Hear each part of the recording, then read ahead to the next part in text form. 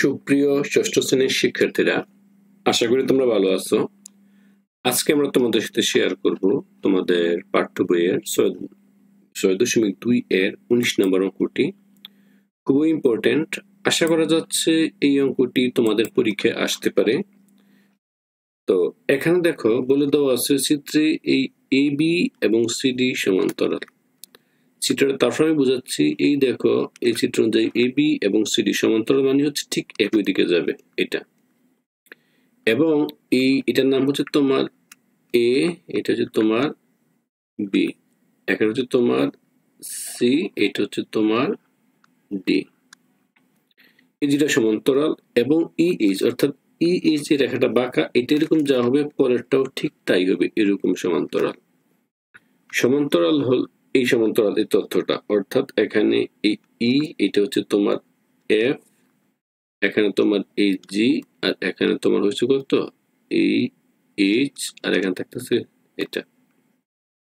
এটা সেটের ফলে এখানে দেখো এই যে অংশটাতে সেট করলো, এখানে নাম হয়ে গেল পি, এটা হলো কিউ, এটা হচ্ছে আর, এটা হচ্ছে এস। এখন কথা হচ্ছে এইটার নাম কি, অর্থাৎ দেখো এই পি কিউ আর এস, এই যে অংশটা, আমি একটু কালার দিলে বুঝবা, হলুদ কালার দিয়ে দেখাচ্ছি। এই যে অংশটার নাম কি, প্রশ্ন চেয়েছে ক নম্বরে।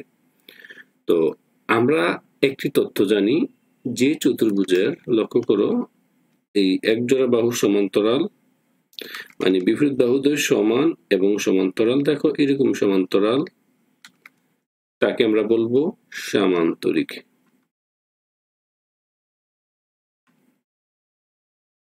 যেহেতু দেখো এটা কিন্তু সামান্তরিকের মতোই, দেখো কালার দিয়ে আমি একটু হলুদ কালার দেখাচ্ছি, এটা কিন্তু এই দেখো এই অংশটা শর্ত মানে, অর্থাৎ এই বিপরীত বাহুগুলো সমান সমান্তরাল। তো আমরা এখন এটাকে ক নাম্বারটা সমাধান করার জন্য আমরা এইভাবে বলবো এটা একটা কি সামান্তরিক। আশা করি এটা নিয়ে তোমাদের প্রবলেম হবে না। যদি কারোর প্রবলেম হয় সেই ক্ষেত্রে অবশ্যই কমেন্টস করবে। তাহলে আমরা দেখো আমরা এই অংশটা শুরু করতেছি, ক নাম্বার কোশ্চেনটি। এখানে এই কথাটা বলবা, এই যে যেহেতু প্রশ্ন দেওয়া আছে এই যে দুইটা সমান্তরাল, দেখো এখানে তোমার এবি, এই দেখো এই এবি আর এই সিডি সমান্তরাল, এবং তোমার এই ইএফ এবং জি এই সমান্তরাল, এই কথাটা বলবো। অর্থাৎ এখানে যে কথাটা বলে দেওয়া আছে এই কথাটাই বলবা। এই কথাটা বলার পরে এখানে দেখো, এখানে এই এবি ও সিডি রেখাদ্বয় ইএফ জি এস কে ছেদ করছে, অর্থাৎ এই দুইটা এবি ও সিডি রেখাদ্বয়কে, লক্ষ্য করো, এবি ও সিডি রেখাদ্বয়কে ই এবং জি এস রেখা যথাক্রমে কোন বিন্দুতে ছেদ করে, পি বিন্দু, কিউ বিন্দু, আর বিন্দু, এস বিন্দু। আবার বলি, দেখো এই পি বিন্দু, এই কিউ বিন্দু, এই লক্ষ্য করো এই আর বিন্দু, আর ওই এস বিন্দু, এটা সেট করে। তাহলে আশা করি বুঝতেই পারছো। তাহলে আমরা এখানে লিখবো, অর্থাৎ এই, তাহলে দেখো পি এস সমান্তরাল, তাহলে দেখো এটা যদি সমান্তরাল হয়, আমার চিত্রটা এমন হয়ে গেছে। আমি শুধু এই অংশটার কথা বলছি, হলুদ অংশটাই জাস্ট এনে দেখাচ্ছি। তাহলে দেখো একটু কালার দিয়ে দেখালে বুঝবা, এই অংশটা, এই অংশটা কিন্তু কি হয়েছে একটু খেয়াল করে দেখো। এই অংশটা আমি এখানে দেখাচ্ছি যেভাবে আছে, এই এরকম ভাবে অংশ আছে, অর্থাৎ এইটাকে, এই মানটা হচ্ছে পি, এটা হচ্ছে কিউ, এটা হচ্ছে তোমার আর, এটা হচ্ছে এস। তাহলে দেখো এই পি কিউর মাঝখান থেকে পি এস, এই দেখো এই পি এস এটা, আর এখান থেকে কত কিউ আর, এই দুইটা সমান্তরাল, এবং কত এই পি কিউ, খেয়াল করছো, এবং দেখো এই লক্ষ্য করো, আবার করো পি কিউ এবং কত এই এস আর, দেখো এই দুইটা সমান্তরাল। তাহলে আমরা জানি যে চতুর্ভুজের বিপরীত বাহুদ্বয় সমান্তরাল, সমান্তরাল, তাকে আমরা কি বলবো সামান্তরিক। তা আমরা এটাই বলতে পারি। সুতরাং লক্ষ্য করো এটা একটা সামান্তরিক, এবং বলতে পারি এই রেখাদ্বয় সমান এবং সমান্তরাল, অর্থাৎ বিপরীত রেখাদ্বয়, দেখো এটা কি সমান এবং এটা সমান। তাহলে বিপরীত বাহুদ্বয় সমান এবং সমান্তরাল হলে আমরা বলতে পারি এটা একটা কি, এটা একটা হচ্ছে তোমার কি সামান্তরিক, অর্থাৎ চতুর্ভুজের নাম হবে তোমার কি সামান্তরিক।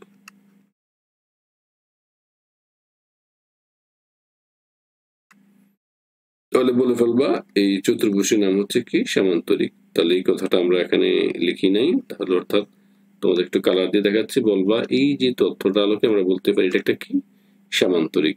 আশা করি এটা বুঝতে পারছো।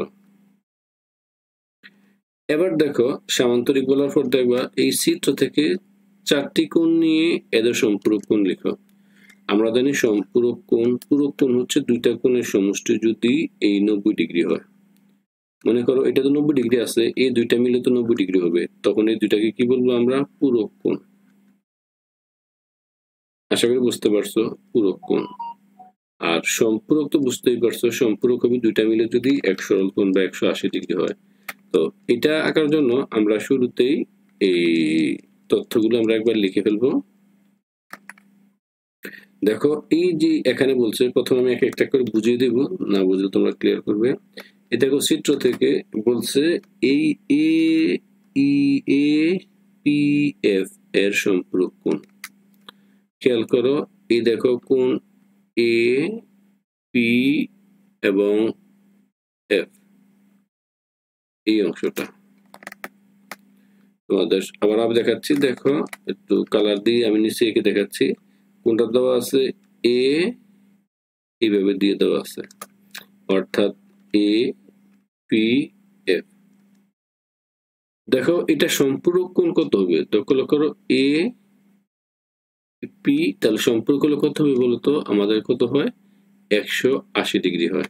তাহলে দেখো এইটাকে এই দুইটা মিলে যদি 100 কোণ হয়, আমি লম্বা করে ফেলি, দেখো এই দুইটা মিলে কত ডিগ্রি হয়? 180। আমরা জানি এক সরল কোণ, এই সরল কোণের মান হচ্ছে 180 ডিগ্রি। তাহলে সুতরাং এ পি, এই অংশটা দেখো, এই যে অংশটা, এই কোণ এ পি এফ, অর্থাৎ এই এ পি এফ, এই অংশটা তোমাদেরকে এই কোণটা দেখে একটু কালার দিয়ে দেখালে মনে হয় বুঝবা। দেখো তাও হলুদ কালার দিচ্ছি। দেখো এইটা, এই যে এখানে যে অ্যাঙ্গেলটা দিয়ে দেওয়া আছে, এই অ্যাঙ্গেলটা সম্পূরক হবে এতটুকু মিললে, অর্থাৎ এই কালারটাও হতে হবে, এই কালারটা হতে হবে। তাহলে সম্পূর্ণটা কি হবে বলতো? এই তখন সম্পূর্ণটা হয়ে যাবে তোমার কত ডিগ্রি? 180 ডিগ্রি। তাহলে হবে এপিই, তাহলে সম্পূরক কোণ।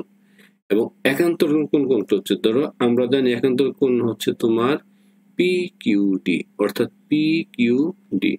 তাহলে কিভাবে সম্পূরক একান্তর কোণ হয়, আমরা একান্তর কোণটা একটু তোমাদেরকে একটু দেখাচ্ছি। একান্তর কোণ সম্পর্কে আমাদের একটা বিশাল ভিডিও আছে, আমরা ডেসক্রিপশন বক্সে ক্লিক করব।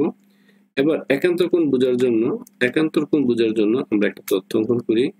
কোন সিম্বল যদি এই জেড এর মতো হয়, এটা হবে একান্তর কোণ, মানে এই পাশ দুইটাকে একান্তর কোণ বলবো।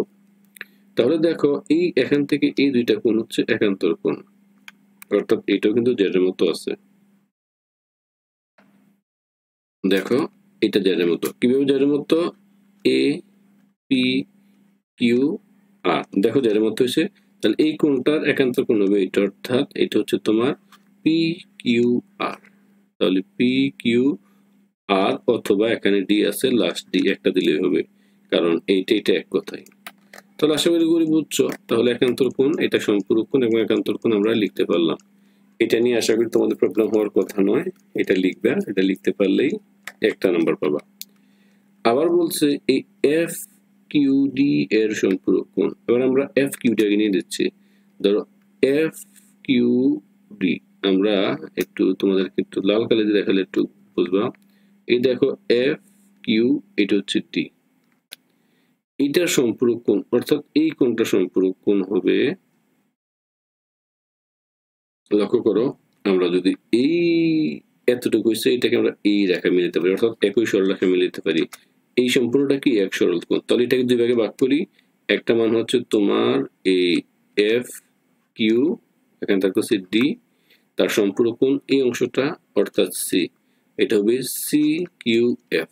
আশা করি বুঝতে পারছো, এই দুইটা সম্পূরক কোণ মানে দুইটা মিলেই 180 বা এক সরল কোণ হবে। এবং এটার একান্তর কোণ দেখো, এটার একান্তর কোণ হবে, দেখো এই যে অংশটা, এর একান্তর হবে তোমার কিউ আর এস। এই দেখো কিভাবে হবে? কিউ আর এস আমরা যেটা বলি, দেখো একান্তর কোণ যেটা হচ্ছে তোমার এই কি বলছি, এই জেড এর মতো। জেড এর মতো হলে কি কোণ হয়? একান্তর কোণ হয়। এই পাশে একান্তর কোণ হয়।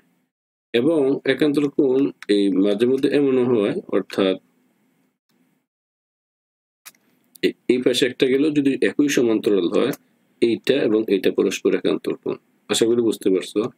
তাহলে দেখো এই সি কিউ এফ, এখানে ছিল এফ কিউ, লক্ষ্য করো এফ কিউ, আবার ভালো করে দেখো এফ কিউ, এখানে ডি বা এখানে আর ছিল এক কথাই, আমি এখানে এফ কিউ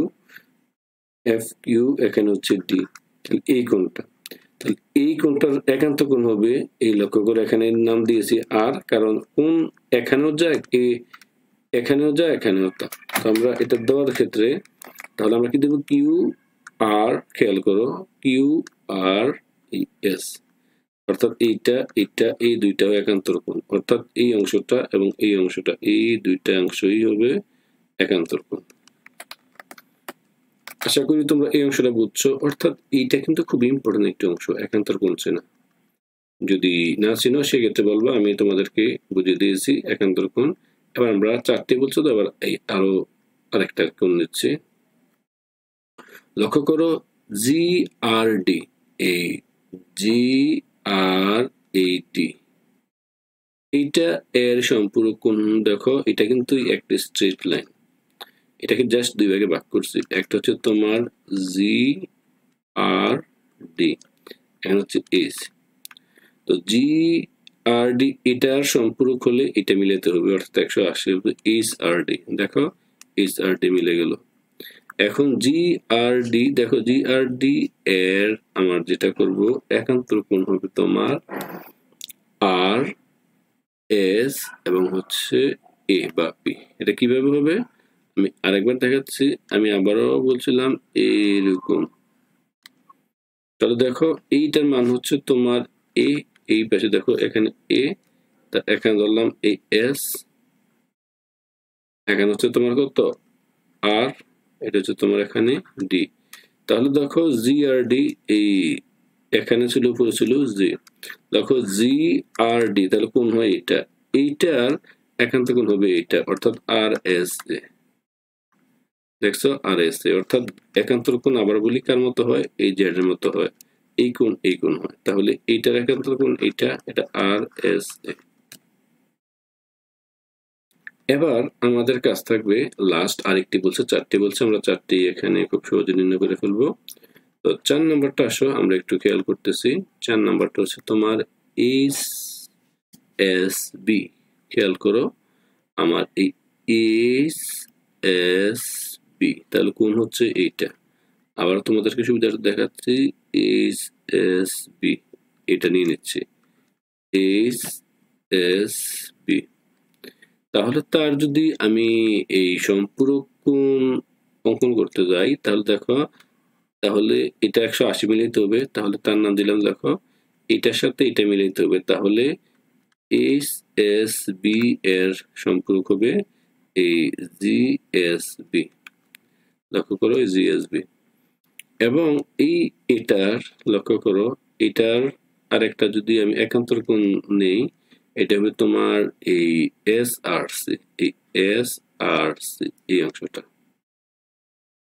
দেখো এই এই অংশটা গেছে, এখানে একটা আর ছিল, দেখো এইটার মতো করে এটা একান্তর মানে কিসের মতো বলতো, এই জেড এর মতো, অর্থাৎ এই অংশটা, তাহলে এটার মান কত লক্ষ্য করো, এটার মান হচ্ছে যেটা আছে এই এইচ এস বি এইটা, তাহলে এটা একান্তর কোণ হচ্ছে উল্টো এটা, এই দুইটা, তাহলে এই দুইটাই।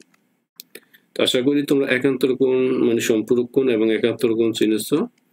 এবার আমরা সলভ করব 3 নম্বর কোশ্চেনটি। দেখো 3 নম্বর কোশ্চেনটি কি বলা হয়েছে আমরা একটুবার চেক করি। তাহলে প্রমাণ করতে বলছে তোমার এপিই, খেয়াল করো তোমার এপিই সমান সমান এই এখানে বলছে কত এই ডি আর এইচ, তাহলে আমরা এইটা যদি একটু এভাবে লিখি, দেখো এইভাবে গেলে এভাবে হয়েছে এরকম হয়, আর এটা বিপরীত কোণ হয়ে যায়, বিপরীত কোণ হলেই আমার উত্তরটা এখানে আমরা মিলাতে পারি। তাহলে এটাকে আমরা মনে করি বিপরীত কোণ হবে, তো বিপরীত কোণ অনুযায়ী আমরা এটা একটা সমাধান করব। এই ক্ষেত্রে তোমরা অবশ্যই এই বিষয়টা মাথায় রাখবে যে আমরা এটা সমাধান করতে হবে বিপরীত কোণের মাধ্যমে সমাধান করে, যেটা তোমাদের 1 নম্বর উপপাদ্য হিসাবে কাউন্ট করা হয়েছিল। তো এক নম্বরের মধ্যে কাউন্ট করা হলে আমরা তোমাদের সুবিধার্থে চিত্রটা একবার এখানে নিয়ে নিলে তোমরা আরো স্পষ্ট বুঝতে পারবে। আর না বুঝলে সেক্ষেত্রে অবশ্যই তোমরা কমেন্টস করবে, আমরা চেষ্টা করব তোমাদেরকে আরো স্পষ্ট করে দেখাতে। দেখো এই চিত্র যদি আমি এখানে নিয়ে নেই, একটু সুন্দর করে নেই। দেখো এই যে অংশটা সেট করতে হবে আমাদের, ভালো করে খেয়াল করো, আমি প্রত্যেকটা মান এখানে দিয়ে দিচ্ছি। এখানে দেখো এই চিত্রটা নিয়ে আসলাম। দেখো এই এখানে বলে আছে এবি ও সিডি সমান্তরাল এবং ইএফ তাদের ছেদক। আবার দেখো এবি এবং সিই সমান্তরাল এবং ইএফ এর পাশে একটা ছেদক। আশা করি বুঝতে পারছো।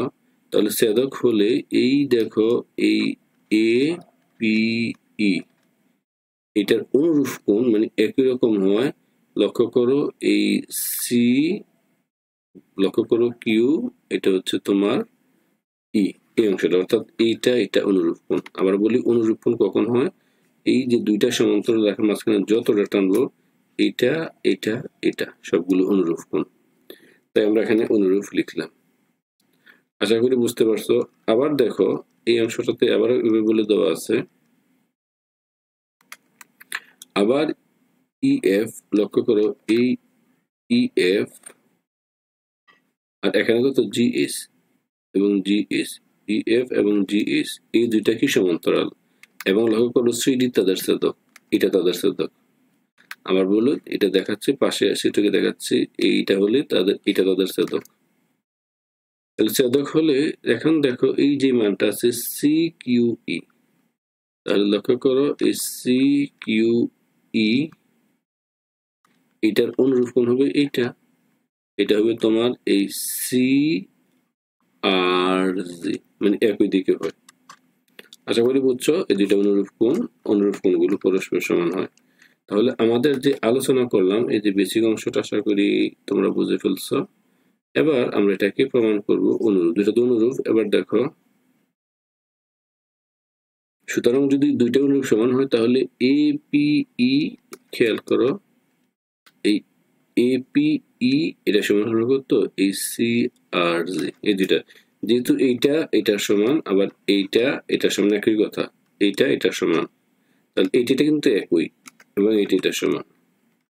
তাহলে আমরা বলতে পারি এই দুইটা সমান। তাহলে এই দুইটা সমান হলে আমরা লিখতে পারি তারা পরস্পর কি কোণ, বিপরীত কোণ। সুতরাং এটা একটা প্রমাণিত। আবার বলি, তোমরা খেয়াল করো এই, তাহলে এটা কি কোণ হয়, বিপরীত কোণ হয়, এটা পরস্পর সমান হয়। তো শিক্ষার্থীরা আশা করি তোমরা এই অংশটা বুঝতে পেরেছো। সবাইকে অসংখ্য ধন্যবাদ। আল্লাহ হাফেজ।